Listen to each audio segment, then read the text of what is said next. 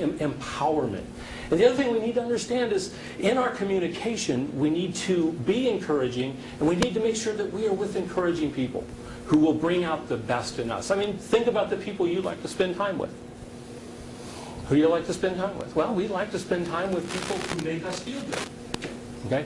I was a pastor for about 16 years, and other pastors, we would get together, and we'd meet for breakfast once in a while. And if you're a layperson, you may not know this, but when pastors get together, we try to work out trades. At one time I was pastoring a church, we didn't have any good musicians. I was willing to trade one of our top contributors, monetary contributors, for a good musician.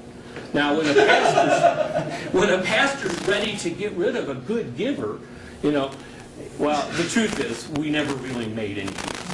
The truth is, we did talk about it, but generally it wasn't that positive. Generally, what we're talking about was, I've got a whiner, a complainer that I'll trade you for your negative person. At least maybe I can get a different view.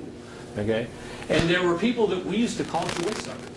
And these were people in the congregation that were like a vacuum hose that hooked up to your chest and just sucked all the joy out of it. You could talk to them for 5 minutes, and when you're done talking to them, you just want to go take a nap and a shower. Because you're so drained. And so what we need to do is we need to not isolate ourselves from those people, but we need to insulate ourselves. In other words, we need to be aware of who they are and make sure that we do not let them damage us. What is the fruit of an apple tree? Yeah, that's the way we see things. But is an apple actually the fruit of the apple tree? No. The apple tree's fruit is to reproduce more apple trees. I mean, an apple tree produces an apple so that the apple can fall to the ground. The seeds can come into the earth and produce another apple tree. And see, prior to this new information, that's what we always thought. You know, the leader produces, the tree produces the apple. The leader produces someone who then produces the work. What we found is what the leaders need to do is that leaders need to reproduce leaders.